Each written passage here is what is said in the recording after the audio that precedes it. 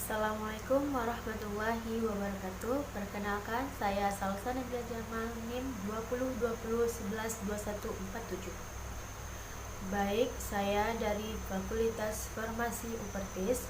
Saya akan mempresentasikan tentang mengenai penggolongan obat, mulai definisi, bagaimana cara mendapatkan obatnya, logo obat, penandaan obat dari masing-masing golongan merujuk ke masing-masing ke undang-undang dan peraturan resmi Indonesia. Penggolongan obat. Penggolongan obat dimaksud untuk meningkatkan keamanan dan ketetapan penggunaan obat serta pengaman gizi. Penggolongan obat terdiri dari obat bebas, obat bebas terbatas, obat wajib apotek, obat keras, psikotropika, dan narkotika. Informasi. Obat bebas dan obat bebas terbatas termasuk obat daftar W atau OTC. Pada obat bebas terbatas terdapat salah satu tanda peringatan nomor 1 sampai 6. Obat keras nama lain yaitu obat daftar G bisa diperoleh hanya dengan resep dokter. Obat wajib apoteker yaitu obat keras yang dapat diberikan oleh apoteker, pengelola apotek, hanya bisa didapatkan di apotek. Obat bebas. Obat bebas dapat dijual bebas di warung, toko obat berizin, minimarket, supermarket, dan apotek. Dalam pemakaiannya, penderita dapat membeli dalam jumlah sedikit saat diperlukan. Jenis zat aktif pada obat golongan ini relatif aman sehingga pemakainya tidak memerlukan pengawasan tenaga medis selama diminum sesuai petunjuk yang tertera pada kemasan obat. Obat bebas terbatas. Obat bebas terbatas adalah obat yang sebenarnya termasuk obat keras tetapi masih dapat dijual atau dibeli bebas tanpa resep dokter, dan disertai dengan tanda peringatan. Sebelumnya, penggolongan obat ini disebut dengan daftar W dalam bahasa Belanda yang artinya peringatan. Tanda khusus pada kemasan dan etiket obat bebas terbatas adalah lingkaran biru dengan garis tepi berwarna hitam. Tanda peringatan selalu tercantum pada kemasan obat keras terbatas. Selanjutnya, obat keras. Golongan obat yang hanya boleh diberikan atas resep dokter, dokter gigi, dan dokter hewan ditandai dengan tanda lingkaran merah dan terdapat huruf K di dalamnya. Obat keras sebelumnya disebut daftar G, bahasa Belanda yang berarti berbahaya. Obat keras meliputi 1. Obat generik, 2. Obat wajib apotek, 3. Narkotika, dan psikotropika. Selanjutnya, cara mendapatkan obat yang benar. Obat tentu sudah sangat familiar bagi kita. Setiap sakit, kita akan mencari obat dengan cara periksa ke dokter, langsung ke apotek terdekat, atau ke warung. Obat memang didapatkan, namun yang harus diperhatikan adalah obat tidak seperti makanan yang bisa dibeli dengan bebas sesuai selera. Hal ini karena obat mengandung senyawa kimia dalam jumlah tertentu yang apabila dikonsumsi akan memberikan efek pada tubuh. Bagaimana cara mendapatkan obat yang benar? Pergi ke apotek ketika merasakan badan tidak enak, gejala flu atau sakit gigi misalnya. Kita tidak harus berlangsung ke dokter karena tidak semua dokter buka 24 jam kecuali IGD. Dan ada tempat khusus di mana kita bisa mendapatkan obat dengan mudah dan cepat. Apotek. Kenapa di apotek? Karena apotek adalah fasilitas kesehatan yang memiliki izin resmi dari pemerintah untuk menyimpan, mendistribusikan, dan memberikan pelayanan obat. Ketika kita sudah datang ke apotek, cari apotekernya. Apoteker, hal pertama yang harus kita lakukan saat tiba di apotek adalah bertanya, bisakah saya konsultasi dengan apoteker?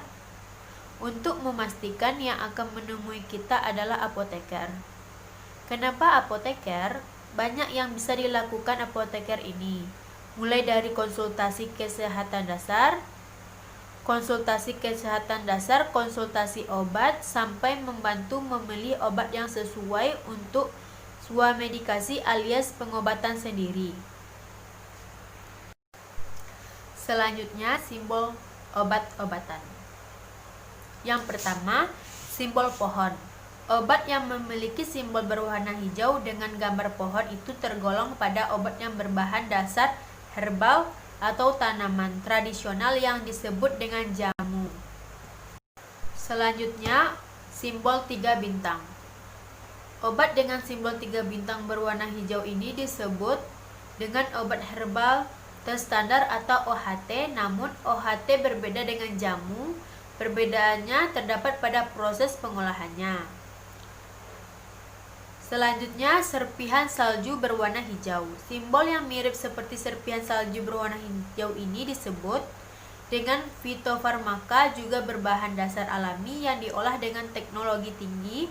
Namun, fitofarmaka ini sudah disetarakan dengan obat-obatan modern. Selanjutnya, simbol hijau dengan lingkaran hitam. Obat dengan simbol hijau dengan lingkaran hitam ini ditentukan sudah biasa kita jumpai setiap harinya. Obat ini tergolong obat-obatan yang beredar bebas. Artinya, obat ini dapat kamu jual atau beli tanpa batasan. Namun, kamu tak perlu khawatir karena biasanya dalam kemasan obat ini sudah terdapat petunjuk penggunaan dan penyimpanan. Selanjutnya, simbol biru dengan lingkaran hitam. Obat dengan simbol ini adalah obat bebas terbatas. Untuk membelinya tak perlu resep dokter, namun obat ini juga tergolong obat keras karena kandungannya. Untuk penggunaannya kamu perlu hati-hati dan memperhatikan petunjuk penggunaan pada kemasan.